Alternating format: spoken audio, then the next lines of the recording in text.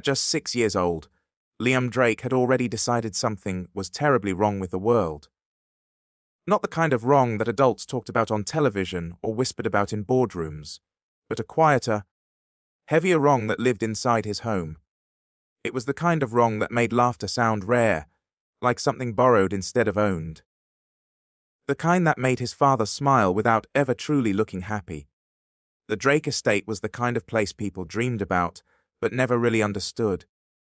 It stood tall at the edge of the city, wrapped in iron gates and silence, its towering windows glowing softly at night like it was holding secrets no one was allowed to hear. Inside, everything was perfect, too perfect. Every surface polished, every detail carefully placed, every room designed to impress. But none of that mattered to Liam. Because even at 6, he knew something important was missing. His father, Alexander Drake, was a man the world feared and admired in equal measure. A billionaire CEO who had built an empire from steel and strategy, a man whose name carried weight in every room it was spoken. People described him as sharp, brilliant, untouchable. They said he never lost, never hesitated, never showed weakness. But Liam knew better. To him, his father was just quiet.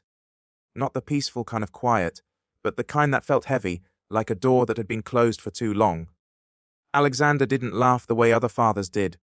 He didn't play games or tell silly stories. He worked, he provided, and he protected. But there was a distance in his eyes that Liam couldn't understand, only feel. It wasn't always like that. At least, that's what everyone said. There were pictures all over the house of a time before Liam could remember. In those pictures, his father looked different. Happier. Lighter than always, there was a woman beside him. His mother. Clara. Liam had never met her, but he felt like he knew her. The way people spoke about her, the softness in their voices, the way even the air seemed to change when her name was mentioned. She had died the day Liam was born. A fact that no one ever said loudly, but one that shaped everything, especially his father. Liam didn't understand death the way adults did, but he understood absence. He understood what it meant for someone to be missing and how that missing piece could change everything around it. And his father was missing something. That realization had settled in his small chest weeks ago, growing stronger every time he saw his father staring at the same photo on his desk, every time he noticed how Alexander's smile never reached his eyes, every time the house felt too big, too quiet, too empty. So Liam decided to fix it. Because that's what heroes did. The idea came to him suddenly, like most important ideas do. He was sitting on the floor with his toys, building something complicated and slightly crooked, when he looked up and saw his father standing by the window, watching him, but not really seeing him. That's when Liam knew his dad didn't need more work. He didn't need more money. He needed a wife. The plan formed quickly after that. In Liam's mind, it was simple. Find someone kind. Someone who could make his dad smile like the pictures. Someone who would stay. He even gave it a name. Operation New Wife. He wrote it in big, uneven letters in his notebook, underlining it twice for importance. Beneath it, he drew a picture of 3 people holding hands. Himself, his dad, and a woman with long hair and a big smile. It was perfect. Now he just needed to find her. The opportunity came sooner than expected. The annual Drake Industries Gala was approaching, a grand event where important people gathered in expensive clothes and talked about things Liam found extremely boring. Normally, he wasn't allowed to attend. But this time he insisted. He needed to go. After some negotiation, and with Eliza's gentle support, Alexander agreed. Just for a short while. That was all Liam needed. The night of the gala felt different from the moment it began. The car ride was quiet, the city lights flashing past the window, but Liam's heart was racing with excitement. He adjusted his small suit, tugging at the collar, trying to look as serious as possible. This was important work. When they arrived, the hotel ballroom was exactly how Liam imagined it. Bright, glittering, filled with people who looked like they belonged in magazines. Dresses shimmered. Voices blended into a constant hum, and everything smelled faintly of flowers and something expensive he couldn't name. Perfect. Plenty of options. Alexander stayed near the entrance, already being pulled into conversations, his attention divided between business and obligation. Eliza stayed close to Liam, watching him carefully, though she had no idea what was about to happen. At first, Liam simply observed. He studied the women in the room with surprising seriousness. Some laughed too loudly. Some looked too busy. Some didn't seem kind enough. He shook his head at each one, quietly rejecting them. This was harder than he thought. Finally, he approached his first candidate. A tall woman in a sparkling dress, holding a glass of something bubbly. He tugged gently on her sleeve. "Excuse me," he said politely. She looked down, surprised. "Yes." "My dad needs a wife," Liam said with complete sincerity. "Are you interested?" The woman blinked, then laughed. Not a mean laugh, but not a serious one either. "Oh, sweetheart," she said. "I think your dad can find his own wife." Liam frowned slightly. That wasn't helpful. He moved on. The next woman smiled kindly but declined. The third didn't even understand the question. The fourth simply walked away, rejection after rejection. But Liam was determined. He wasn't just asking a question. He was trying to fix something broken. And then, just as he was starting to feel a tiny bit discouraged, he saw her. Eliza. She wasn't standing in the center of the room. She wasn't trying to be noticed. She stood near the edge, watching, calm and quiet, exactly the way she always was. And suddenly, everything made sense.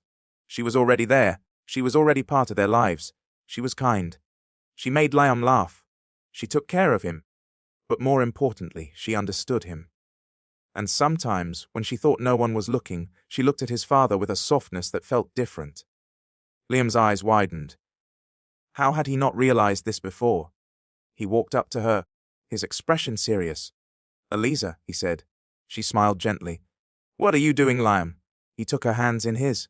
"I found the one." Her smile faltered slightly. "The one." He nodded firmly. "You." For a moment, Eliza didn't speak. "Liam," she began, unsure. But he didn't let her finish. "Will you marry my dad?" he asked. The words hung in the air, simple and impossible at the same time. Eliza blinked, her heart suddenly racing in a way she couldn't explain. "Why me?" she asked softly. Liam's answer came without hesitation. "Because you care," he said. "And you're not pretending." Something in her chest tightened. Before she could respond, Liam had already made his decision. "Wait here," he said. And then he ran, straight toward his father. Through the crowd, past conversations and curious glances, his small figure moving with purpose. Eliza's breath caught as she realized what he was about to do. "Liam," she called, but it was too late. Alexander turned just in time to see his son rushing toward him. "Daddy," Liam said, slightly out of breath. "Yes," Alexander replied, lowering himself to his level. "I found her." A pause. "Found who?" "Your new wife." Silence. And then, with complete confidence, Liam pointed across the room. At Eliza. For a moment, time didn't just slow, it shifted. Alexander followed the direction of Liam's small, unwavering finger, his gaze cutting through the glittering crowd until it landed on Eliza. She stood frozen, exactly where Liam had left her, her posture caught between staying and fleeing, her fingers still curled as if holding onto something invisible.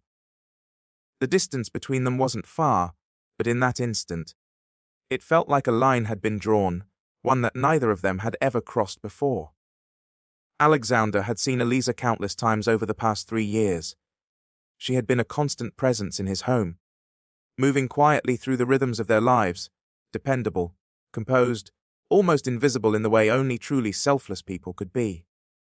She was part of the background, part of the structure that held everything together, but now he was looking at her, really looking, not as the nanny, not as an employee, not as someone who simply existed within his carefully controlled world, but as a woman, and something about that realization unsettled him.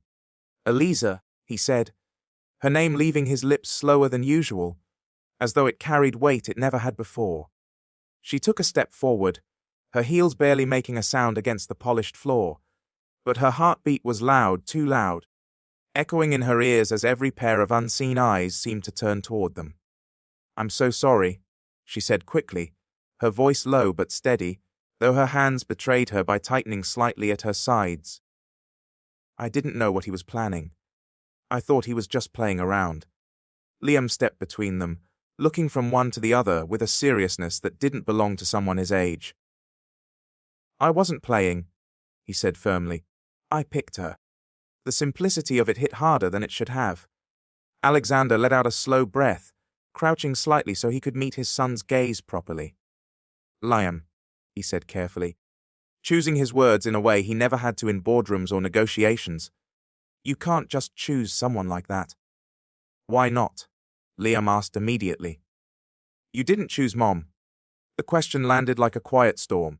Alexander's chest tightened, not from anger, not from embarrassment, but from something deeper. Something old. I did, he said softly. Then why can't I help you choose again? Liam pressed. There it was. Not innocence. Not childish misunderstanding, but something painfully clear. You're lonely. The room around them continued to move, voices, laughter, music, but in that small circle, everything felt still. Alexander stood slowly, his gaze drifting back to Eliza. She hadn't moved much, but her expression had changed. The initial shock had softened into something more guarded, more vulnerable. I think, Alexander said after a moment, his voice calm but quieter than usual, we've caused enough of a scene for one evening. He rested a hand lightly on Liam's shoulder, not dismissive, but grounding. Come on, he added gently. Let's step outside for a moment. But Liam didn't move. No, he said, shaking his head. You have to talk to her. Alexander raised an eyebrow slightly. I already am. No, Liam insisted. Not like that. Like real talking. Eliza couldn't help it. She let out a soft, nervous laugh, immediately covering her mouth as if she had broken some invisible rule. I think, she said carefully, your son is very determined. That, Alexander replied, glancing down at Liam, is becoming increasingly clear. There was a pause. Not awkward, but uncertain, like all three of them were standing at the edge of something none of them had planned. Then Alexander made a decision. Would you walk with us? He asked, directing the question to Eliza. It wasn't an order. It wasn't even formal. It was something else entirely. An invitation. Eliza hesitated for the smallest moment, not because she didn't want to go, but because she understood instinctively that saying yes would change something. Maybe not everything, but something important. Still, she nodded. Of course. Liam beamed.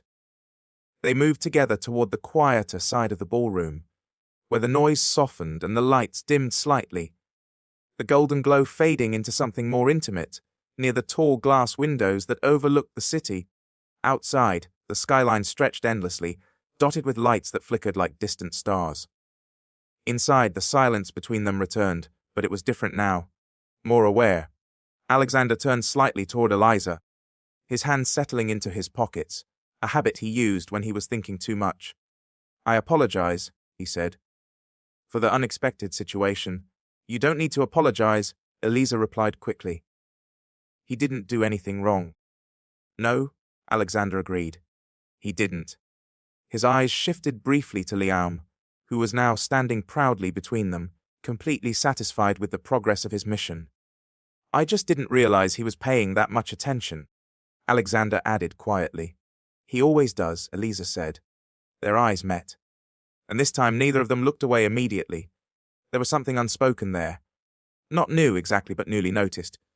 I meant what I said, Liam interrupted, pulling them both back. She's the best one. Alexander exhaled softly, almost amused despite himself. And what exactly qualifies someone as the best one? He asked. Liam didn't hesitate. She listens, he said, and she doesn't pretend. And she already knows us. Simple. Direct. True. Eliza felt her throat tighten slightly, not from the words themselves, but from the sincerity behind them. Alexander studied her again, more carefully this time, noticing things he hadn't before. The way she carried herself, the quiet strength in her posture, the softness in her eyes that wasn't weakness, but understanding. You've been with us for 3 years, he said. Yes, she replied. And in that time, he continued slowly, I don't think I've ever properly asked you anything about yourself. Eliza blinked, caught off guard by the shift. There wasn't really a need to, she said lightly. There should have been, he replied. That surprised her more than anything else. Before she could respond, Liam tugged gently on Alexander's sleeve. So what happens now? He asked. Alexander looked down at him. Well, he said, Normally, situations like this don't come with a next step. But this one should, Liam insisted. Eliza let out another quiet laugh, shaking her head. You're not going to let this go, are you? No, Liam said proudly. Alexander closed his eyes briefly, just for a second, as if recalibrating.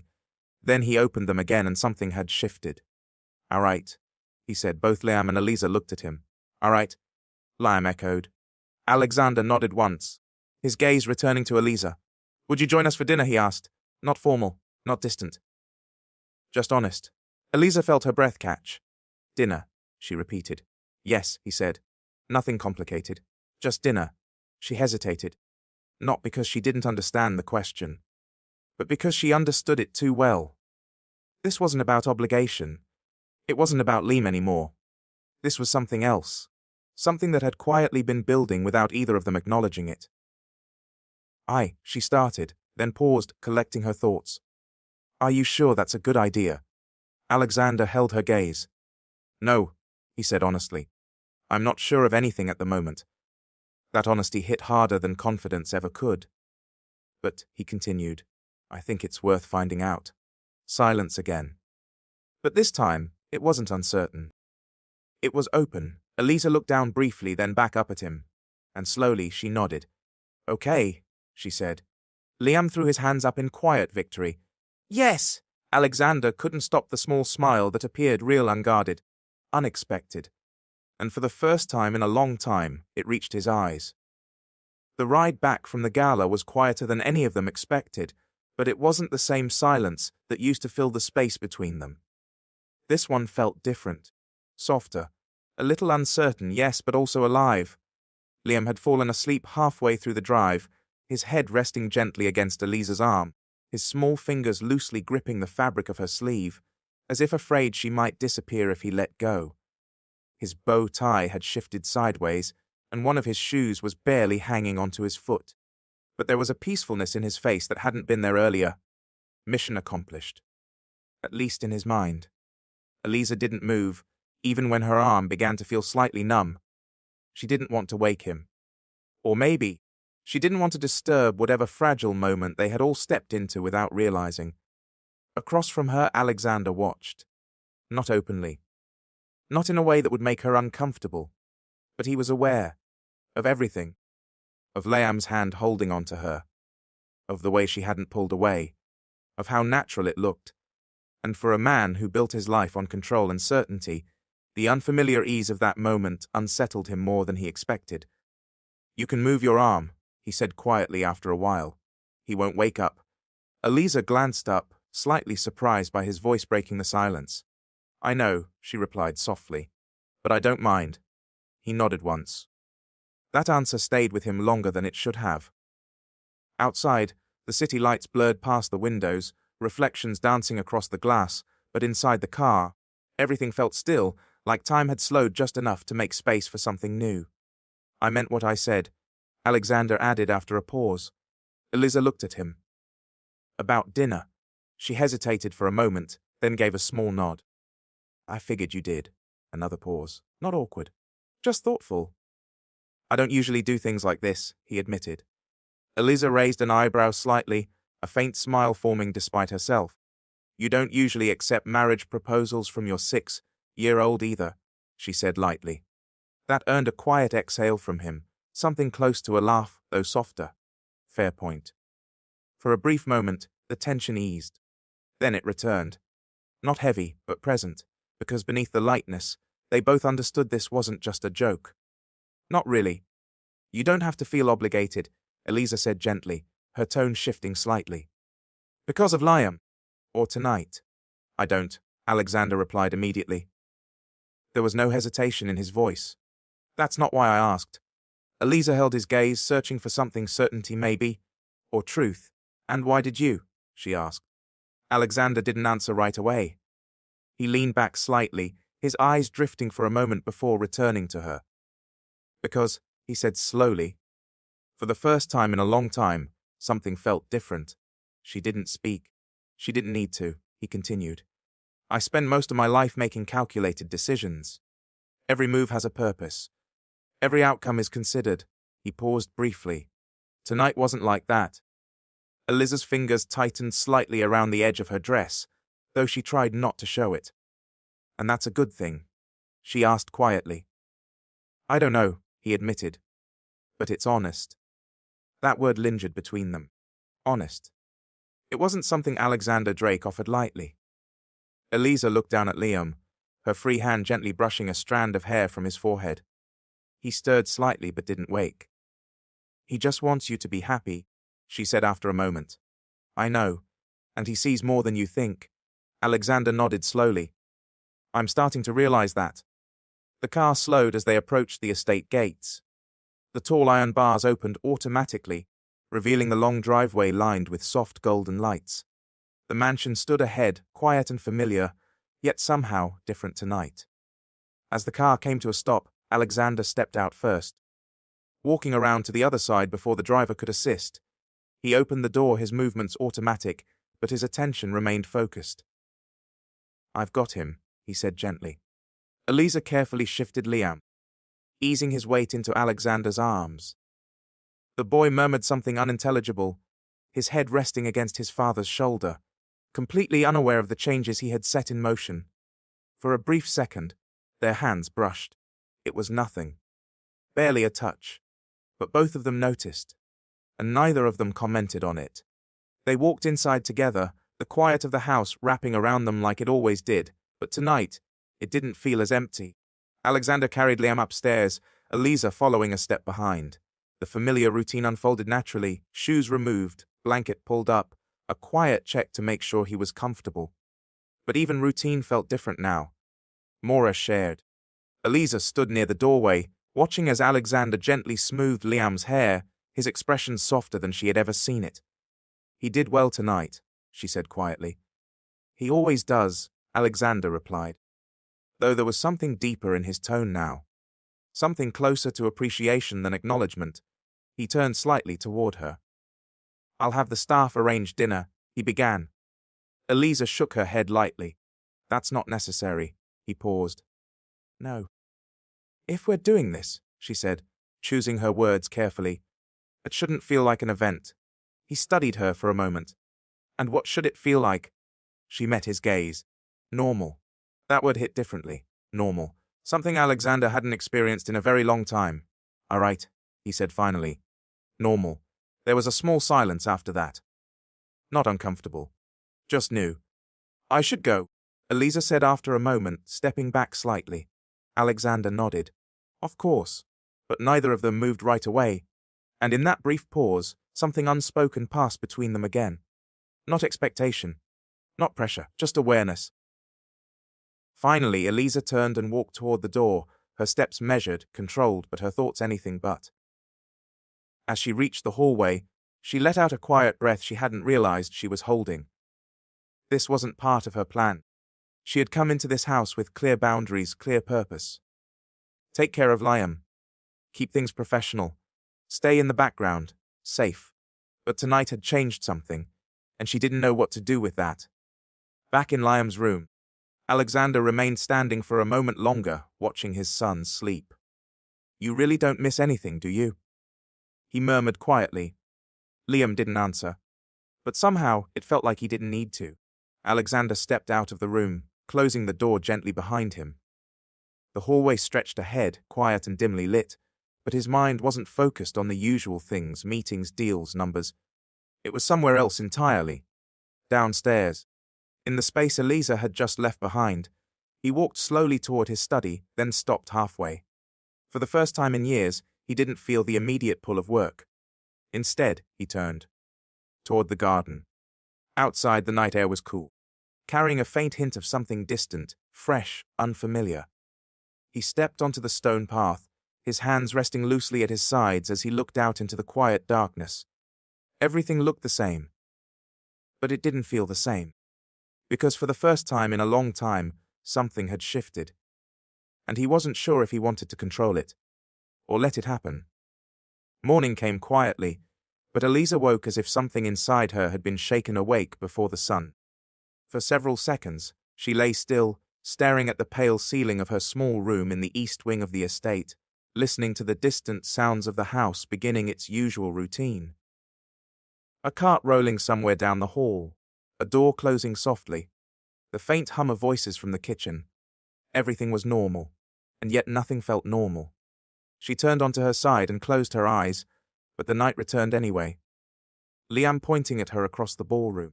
Alexander looking at her as if seeing her for the first time. The ride home. The brush of their hands. His voice when he said he wanted dinner not because of Liam, but because something felt different. Different. That word followed her into the morning like a secret. By the time she dressed and made her way to Liam's room, she had almost convinced herself to act as if nothing had happened. That would be safest. Professional. Sensible. But Liam had other plans. He was already awake, sitting in the middle of his bed with his notebook open on his lap and a red crayon in his hand. "Eliza," he said brightly. "Good news." She stopped in the doorway. "I'm almost afraid to ask." He turned the notebook around. At the top, in large uneven letters, he had written Operation New Wife, Phase 2. Eliza pressed her lips together, fighting a smile. "Liam, what?" he asked innocently. "Phase 1 worked. Phase 1 caused public confusion at a company gala. But it worked," he repeated. She walked over and sat on the edge of the bed. Sweetheart, grown-up feelings are not missions. He thought about this seriously. "But grown-ups are very slow," he said. "So maybe they need missions." Eliza had no answer for that. Before she could respond, there was a soft knock at the door. Alexander stood there, not in a suit yet, just a white shirt, sleeves slightly rolled, his hair still a little damp from a shower. It was such a simple thing, but Eliza suddenly felt too aware of him. "Good morning," he said. "Good morning," she replied, a little too quickly. Liam lifted the notebook proudly. "Dad, we're in Phase 2. Alexander looked at the page, then at Eliza, and for one brief moment, amusement flickered across his face. "I see." Eliza stood. "I tried to stop him." "I'm sure you did." There was warmth in his voice, and that made it worse. Easier would have been coldness. Distance. The familiar version of him she knew how to handle. This version was dangerous. Not because he was cruel. Because he was gentle. Alexander stepped farther into the room and looked at Liam. "Before any more phases begin," he said, "I thought we could have breakfast together." Liam's face lit up. "All three of us?" Alexander's gaze shifted to Eliza. "Yes," he said. "All three of us." Breakfast was served in the smaller morning room instead of the formal dining hall. Sunlight spilled across the table, warming the white plates, the silverware, the little bowl of berries Liam immediately reached for before anyone gave him permission. It should have felt strange, but it didn't. That was what frightened Eliza most. Alexander poured coffee for himself, then paused and poured tea for her without asking. Lemon, honey, exactly how she liked it. She noticed. So did he. Their eyes met briefly, then separated. Liam, meanwhile, was completely relaxed, swinging his legs beneath the chair as if this had always been the plan. "When is dinner?" he asked through a mouthful of toast. Eliza gave him a look. He swallowed. "Sorry. When is dinner, please?" Alexander took a slow sip of coffee. "Tonight, if Eliza agrees." Her hand stilled around her cup. Tonight. That was sooner than she expected. Too soon, perhaps. But Liam was looking at her with hope so open it almost hurt. And Alexander, though calm, was watching her with a patience that did not pressure her. She could say no. That was what made saying yes matter. "Tonight is fine," she said quietly. Liam nearly cheered. Alexander only nodded. But the softness in his expression said enough. The rest of the day carried a strange kind of tension. Not unpleasant, but impossible to ignore. Eliza went through Liam's lessons, lunch, playtime, and reading hour, but her mind kept drifting toward evening. Toward dinner. Toward what it meant. She told herself it was only a meal. Nothing more. 3 people sitting at a table. A child, his father, and the woman paid to care for him. But that wasn't true anymore, and she knew it. By sunset, the house had changed around them. Not physically, but emotionally. The staff moved with quiet curiosity, pretending not to notice what everyone clearly noticed. Alexander had ordered no formal service. No grand presentation. No unnecessary luxury. Normal as she had asked. The meal was simple. Roasted chicken, mashed potatoes, buttered carrots, and Liam's favorite warm rolls. They ate in the family dining room, not the large hall used for guests. Liam sat between them at first, then halfway through, announced that he needed to sit across from them. To observe better. Observe what? Alexander asked. Chemistry, Liam said seriously. Eliza nearly choked on her water. Alexander covered his mouth with his napkin, but she saw the smile. Where did you learn that word? She asked. Television. You are watching less television from now on, Alexander said. Liam shrugged as if sacrifices had to be made. For the first time in years, laughter filled the dining room without effort. Not loud, not dramatic, real. And Alexander felt it settle into him like sunlight entering a room long closed. He watched Liam talk with his hands, watched Eliza gently correct his manners, watched the way she made everything softer without making it weaker. She didn't force joy into the room. She allowed it to arrive. After dinner, Liam insisted on dessert in the library. He chose 3 books, then fell asleep halfway through the first one. Curled against Eliza's side with his feet resting on Alexander's lap. Neither adult moved for a while. The fire crackled softly. The room smelled of wood smoke and vanilla. Alexander looked at his son, then at Eliza. He trusts you completely, he said. She looked down at Liam. I love him, she said before she could stop herself. The words came out simple, honest. Then she froze. Alexander's expression changed, not with shock, but with something deeper. I know, he said. She swallowed. I'm sorry. I didn't mean, don't apologize for loving my son. His voice was quiet but firm. Eliza looked at him then, really looked at him, and for the first time, she saw not the billionaire, not the grieving widower, not the distant employer, but a man who had spent years surviving when everyone thought he was living. The silence between them became full, not empty. Full. Alexander carefully lifted Liam into his arms. I'll take him up, he said. Eliza nodded and followed. They tucked Liam into bed together, moving with the ease of people who had done this many times separately, but never quite like this. When Liam was settled, he opened his eyes just enough to mumble, Phase 2 is good, before drifting back to sleep. Eliza covered her mouth to hide her smile. Alexander looked down at his son and shook his head softly. He's relentless. He gets that from you. He looked at her. Does he? She smiled faintly. Yes, they stepped into the hallway and closed the door. For a moment, neither spoke. Then Alexander said, Walk with me. It was not an order. It was almost a question. Eliza nodded. They walked through the quiet house, past rooms filled with expensive art and untouched furniture, until they reached the glass corridor overlooking the garden. Outside, the night was clear, the moon pale above the trees. Alexander stopped beside the window. I thought grief was loyalty, he said suddenly. Eliza turned toward him. He kept his eyes on the garden.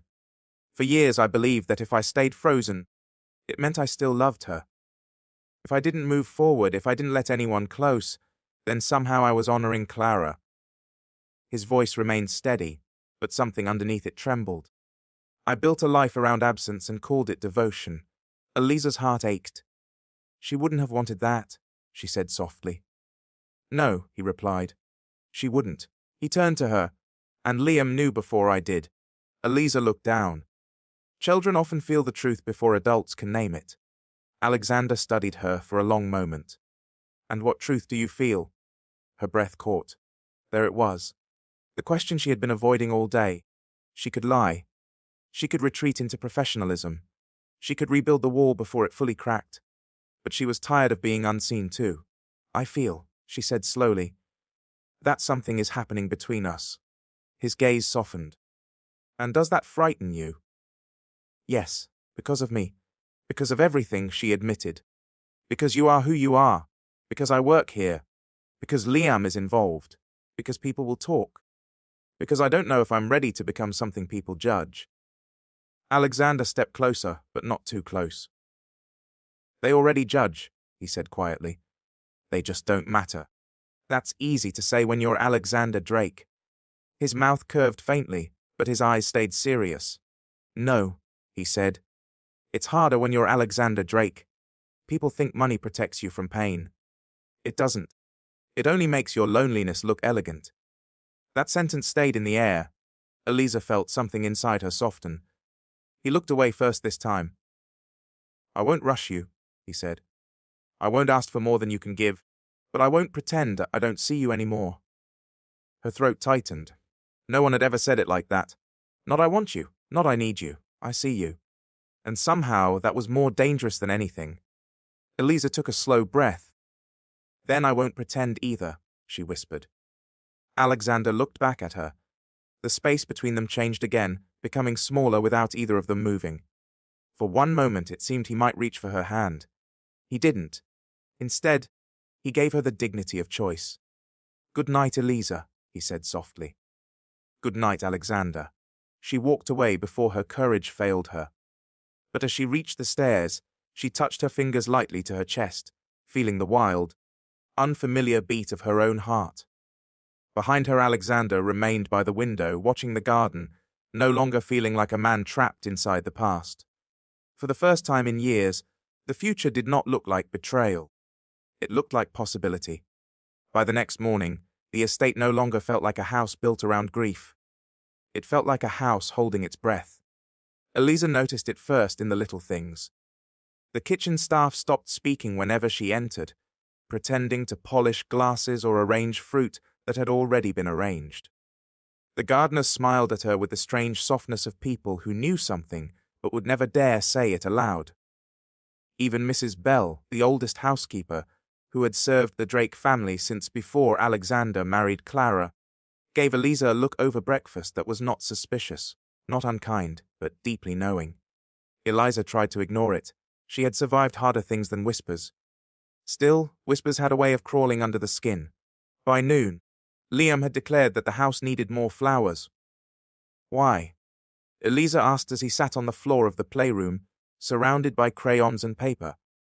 "Because flowers make people fall in love faster," he said without looking up. Eliza closed her eyes for one long second. "Liam." "What? It's science." "It is absolutely not science." He finally looked up, holding a purple crayon in one hand. "Then why do people give flowers when they like someone?" She opened her mouth, then closed it. He smiled triumphantly. "You see." Before she could answer, Alexander appeared in the doorway. "Should I be concerned about this science lesson?" he asked. Liam looked pleased. "Dad, you should buy Eliza flowers." Eliza stood quickly. "That is not necessary." Alexander's gaze moved to her, and for one dangerous second, there was amusement in his eyes. "What kind of flowers?" he asked Liam. "Lavender," Liam said. "She likes lavender." Alexander's eyes did not leave Eliza's face. "I know." That simple answer warmed her and unsettled her at the same time. Liam narrowed his eyes, suddenly suspicious. "You know?" Alexander stepped into the room. "I pay attention." Liam looked between them, clearly delighted. Phase 3 is starting by itself. Eliza covered her face with one hand. Alexander laughed. It was quiet, low, and unexpected. Not polite, not controlled. Real. Eliza lowered her hand slowly. She had heard him laugh before, but never like that. Never with his shoulders easing, never with his face changing. Never with the grief stepping back long enough for the man underneath to breathe. Liam stared at him too. Then his little face softened. "You laughed," he said. Alexander's expression changed immediately, not closing off, but becoming aware of itself. "Yes," he said gently. "I suppose I did." Liam stood, walked over, and wrapped both arms around his father's waist. Alexander looked surprised for half a second before his hands settled on Liam's back. Eliza turned away, pretending to organize the scattered crayons, because the sight felt too intimate to witness directly. But Alexander saw her turn, and somehow that made the moment deeper. Later that afternoon, the lavender arrived. Not a bouquet. A garden. Alexander had ordered fresh lavender planted along the stone path near the old bench beneath the olive tree. Eliza found the gardeners working quietly, setting purple blooms into the earth with careful hands. She stood there stunned. Alexander came up beside her. "I hope this wasn't too much," he said. She looked at the flowers, then at him. "For most people, flowers come in a vase. I've never been very good at moderation." Despite herself, she laughed. He smiled then, and the sound of her laughter seemed to settle something in him. "It's beautiful," she said softly. "I wanted this place to feel less empty." She looked toward the bench, toward the garden that had witnessed years of loneliness without complaint. "It already does." she said. For a while, they stood side by side in silence, the kind that no longer needed protection. But peace never stays untouched for long. 2 days later, the first article appeared. It was not on a major news site, only a gossip page hungry for rich people's private wounds. The headline was cruel in the way cheap headlines often were. Billionaire widower replaces late wife with son's nanny. Eliza saw it by accident. One of the younger maids had left her phone open on the kitchen counter, then rushed to hide it too late. Eliza didn't need to read the whole thing. The headline alone was enough to make her stomach drop. By evening, it was everywhere. Not the truth, never the truth, only fragments twisted into something sharp, photos from the gala, her standing beside Alexander, Liam holding her hand, speculation about her past, her job, her intentions. People who had never met her wrote as if they knew her heart. Gold digger, opportunist, replacement, nanny who trapped a billionaire. Eliza sat alone in her room that night, hands folded tightly in her lap, trying not to cry. Not because the strangers mattered. They didn't. Or they shouldn't have. But some words find old wounds. She had spent years rebuilding herself after being made to feel small. Years learning that quiet did not mean weak, that kindness did not mean foolish, that being unseen was safer than being judged. Now the world was watching her, and it did not look kindly. A knock came at her door. She wiped her face quickly. Yes! Alexander entered only after she allowed it. He stood just inside the room, holding a tablet in one hand, his face darker than she had ever seen it. You saw it, he said. It wasn't a question, she nodded. I'll have my legal team handle it. That won't stop people from thinking it. No, he admitted. But it will stop them from profiting from it. She looked down. That headline mentioned Clara. His jaw tightened. I know. I don't want people to think I'm replacing her. Alexander's expression changed, anger giving way to something softer. Eliza, he said, stepping closer. No one could replace Clara. I know. But that doesn't mean no one else can be loved. Her eyes lifted to his. He sat in the chair across from her, keeping distance, giving her space. I need you to hear me clearly, he said. You are not a replacement. You are not a scandal. You are not a convenience my son chose because I was lonely. Her breath trembled. Then what am I? Alexander looked at her for a long moment. You're the person who walked into the ruins of my life without trying to own them. You cared for my son when I didn't know how to reach him. You stayed gentle in a house that had forgotten warmth. And somehow, without asking for anything, you became impossible not to see. A tear slipped down her cheek before she could stop it. He noticed but did not reach for her. Not yet. You don't have to stand in this storm, he said. If you want to step back, I will understand. I will protect your position here, your dignity, your privacy. Whatever you choose, that hurt more than pressure would have. Because it was freedom. And freedom made the choice real. Eliza looked away toward the window. Outside the garden was dark, but she knew the lavender was there, newly planted, fragile but alive. I'm afraid, she whispered. I know. I don't want Liam hurt. Neither do I. And I don't want to become a woman people only talk about because of the man beside her. Alexander's voice was soft. Then don't. She looked back. Stand beside me because you choose to. Not because they understand it. They won't. People who live on gossip rarely understand love when it is quiet and real. For a long moment, she said nothing. Then she stood. Alexander stood too. The space between them felt charged, not with romance this time, but with truth.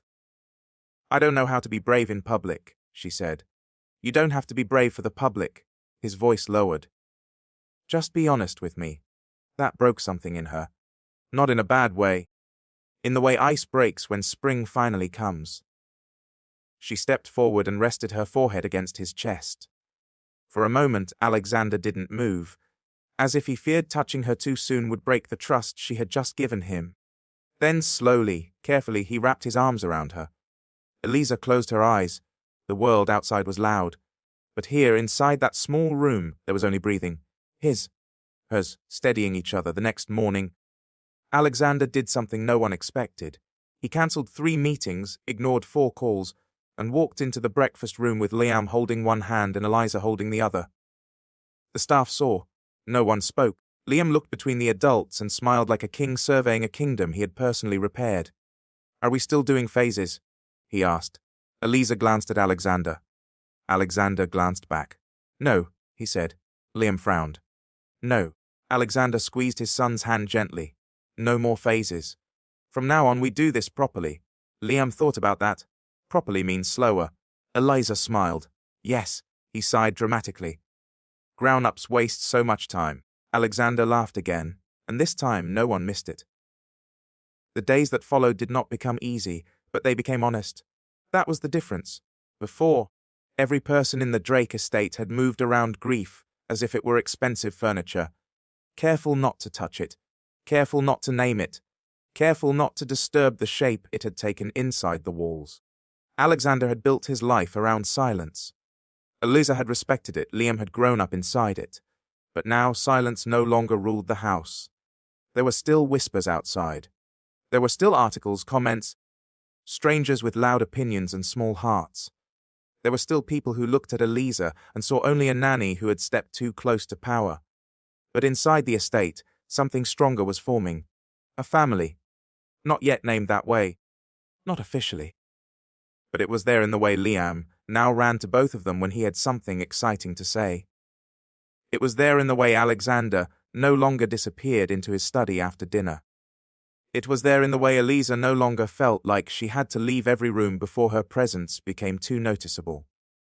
One evening, after Liam fell asleep on the library sofa with a book open across his chest, Alexander looked at Eliza and said, "I want to take you somewhere." She glanced up from the blanket she was folding over Liam. "Now. Tomorrow." There was something careful in his voice. Not nervous exactly, but serious. "Where?" He looked toward the fire. "To Clara." Eliza's hand stilled. For a moment, she said nothing. Alexander turned back to her. "I don't mean to make this heavy." "It is heavy," she said softly. "But that doesn't mean it's wrong." His eyes held hers, and she saw the truth there. He wasn't asking her to compete with a memory. He wasn't dragging her into grief as a test. He was opening a door he had kept closed for years. So she nodded. "Okay," she whispered. The next morning was grey and cold. The sky hung low above the city, heavy with rain that had not yet fallen. Alexander drove himself, something he rarely did. Eliza sat beside him, hands folded in her lap, heart beating quietly but firmly. Neither of them spoke much during the drive. Some silences are empty. This one was full of respect. The cemetery was private, hidden behind old trees and iron gates. The grass was carefully maintained, the pathways clean, the air still. Alexander walked slowly, carrying a small bouquet of white roses. Eliza followed beside him, not too close, not too far. When they reached Clara's grave, Alexander stopped. For several seconds, he only stood there. Eliza read the name carved into the stone. Clara Evelyn Drake, beloved mother, forever light. The words tightened her throat. Alexander knelt and placed the roses carefully at the base of the stone. "Hello, Clara," he said softly. Eliza turned her eyes away, giving him privacy even while standing near him. But then he reached back, gently taking her hand. She froze. Not because she didn't want him to, because she understood what it meant. Alexander stood again, still holding her hand. "I don't know how to do this," he said, his voice quiet. "I don't know the correct way to tell the woman I loved that I'm learning to love again." Eliza's eyes filled, but she stayed silent. "I thought if I stayed broken, it meant I was faithful," he continued.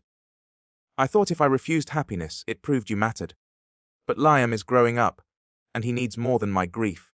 He needs a father who is alive, and I need to stop treating the future like an insult to the past." A drop of rain touched Eliza's cheek. Or maybe it was a tear. Alexander looked at the grave, his jaw tight, his hand warm around hers. "She's kind," he said. "You would like her. She loves our son in a way I used to pray someone would. She sees me even when I try to hide. And I am terrified, Clara, because part of me still feels guilty for wanting this." Eliza gently squeezed his hand. Alexander closed his eyes. Then he exhaled long and slow, like a man setting down a weight he had carried past the point of pain. "I'll always love you," he whispered. But I can't stay here anymore. The rain began then, soft at first, then steadier. Eliza expected him to leave, but he stayed another moment, looking at the stone with an expression that was not finished, but freer. Finally, he turned to her. "Thank you," he said. "For what?" "For not being afraid of this part of me." She looked at him through the rain.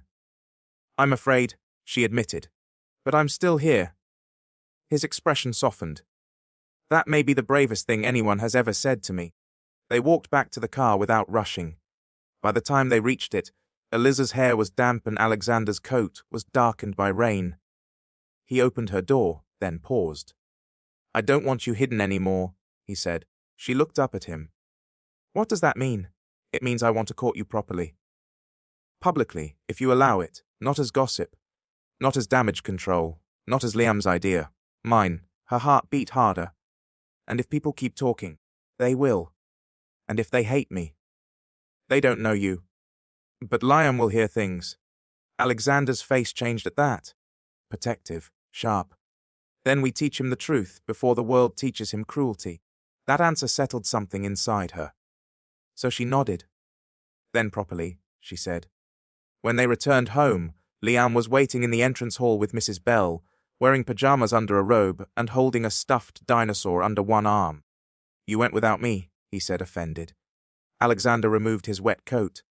"We went somewhere private." Liam looked between them, then at their damp clothes. Was it sad? Alexander crouched before him. "Yes," he said honestly. "But it was important." Liam studied his father's face with that strange, serious wisdom he sometimes carried. "Do you feel better?" Alexander glanced at Eliza, then back at his son. "I feel lighter." Liam nodded as if this answer satisfied him. "Good. Because I made drawings for the wedding." Eliza coughed. Alexander stood slowly. "There is no wedding. Yet," Liam said. Mrs. Bell turned away quickly, hiding a smile. Eliza pointed upstairs. "Bath. Now." Liam sighed. "Everyone is avoiding the truth." But he went. That night, after Liam was asleep, Alexander found Eliza in the garden beneath the olive tree. The lavender planted days earlier had survived the rain, its purple blooms dark and fragrant in the cool air. She stood with her arms wrapped around herself, looking out over the path. Alexander joined her quietly. "He is going to keep planning, isn't he?" she asked. "Until university, likely," she laughed softly. Then the laugh faded. "I've been thinking," she said. Alexander waited. "If we do this publicly? I don't want to remain in the house as Liam's nanny while people twist it into something ugly." His expression became serious. "You want to leave?" The pain in his voice was controlled, but she heard it. "No," she said quickly. "Not leave him, not leave you, but the role has to change. For Liam's sake, for mine." Alexander nodded slowly. "You're right," she looked surprised. "I am. I should have thought of it sooner. I don't want people saying I used my position." "They will say whatever suits their bitterness," he replied. "But we can still set boundaries." Eliza looked down at the lavender. "I love caring for him." "I know. It's the most meaningful thing I've ever done." Alexander stepped closer. "Then don't stop being part of his life. Just stop being paid to love him." Her eyes lifted. The sentence struck deep, because that was exactly the line she had been afraid of, exactly the truth she needed spoken. "I can help find someone new for the practical things," he said. "School schedules, meals, the daily structure, but your place in his heart doesn't depend on a contract." Eliza's eyes burned. "And my place in yours?" Alexander's voice lowered. "That never did." The world seemed to still around them. The garden, the lavender, the cold air, the quiet house behind them. Eliza took a step closer, and this time, she reached for his hand first. Alexander looked down at their joined hands, then back at her. "I don't need perfect," she whispered. "I need real." His thumb brushed gently over her fingers. "Then real is what I'll give you." He leaned in slowly, giving her time, giving her choice, and when she met him halfway, the kiss was different from the first one. The first had been discovery. This was decision. No audience, no child watching, no gala lights, no shock, just two people choosing the difficult beauty of beginning again. But neither of them saw the figure standing at the upstairs window. Liam. half hidden behind the curtain, watched them with wide eyes and a sleepy smile. He hugged his dinosaur tightly and whispered to himself, Phase 3 complete. Then he climbed back into bed, satisfied that the adults were finally learning. The next week brought change. A new childcare coordinator was hired, a cheerful older woman named Marin, who had raised 4 children of her own and seemed entirely unimpressed by wealth. Liam liked her immediately because she could whistle louder than anyone he had ever met. Eliza stepped slowly out of the official role that had defined her for years. At first, it felt strange. She no longer wore the simple uniforms she had once chosen for practicality. She no longer received schedules from the household manager. She no longer entered rooms with the quiet apology of someone paid to be useful. Instead, she began entering as herself. It was harder than she expected. Freedom can feel frightening when identity has been built around service. One afternoon, Liam found her standing alone in the hallway, staring at a framed photograph of Clara. "Are you sad?" he asked. Eliza looked down at him. "A little. Because of Mommy?" She knelt beside him. "Maybe. I think I'm wondering if it's okay for me to be here." Liam frowned as if she had said something ridiculous. "You're already here?" "I know, but..." He placed both small hands on her cheeks. "Eliza, Mommy is in heaven. She can't make pancakes." "You can." A laugh broke through her tears before she could stop it. "And Dad smiles now," Liam added. "So I think she's happy." Eliza pulled him close, holding him tightly. From the end of the hallway, Alexander saw them. He didn't interrupt. He simply stood there, watching the woman he loved and the son who had saved him, realizing that life had not given him a replacement for what he lost. It had given him a second chance at what he almost forgot how to receive: love. The public announcement came on a Sunday morning, not through gossip pages, not through stolen photos, and not through whispers from people who had never stepped inside their lives. It came from Alexander himself. He stood in the garden while the morning sun touched the lavender blooms and Liam played nearby with a wooden airplane. Eliza stood beside him, calm on the outside, trembling a little on the inside. Alexander had written no grand speech. He had refused his public relations team's polished statement. He wanted the truth, plain and simple. So he said it. He said Eliza was not a scandal. She was not a replacement. She was not a woman who had taken advantage of grief. She was someone who had brought warmth back into a house that had forgotten how to breathe. He said Clara would always be honored, but honoring the past did not mean burying the future alive. And then he reached for Eliza's hand. That one gesture did more than any speech could have done. Some people still talked. Of course they did. People who needed ugliness to feel important always found something to say. But for the first time, Eliza did not shrink beneath it. She had Alexander beside her, Liam in front of her, and her own truth inside her. That was enough. Months passed, and slowly, the world moved on to newer scandals, newer headlines, newer strangers to judge. But inside the Drake estate, life became beautifully ordinary. There were morning breakfasts where Liam argued that chocolate should count as a fruit because it came from beans.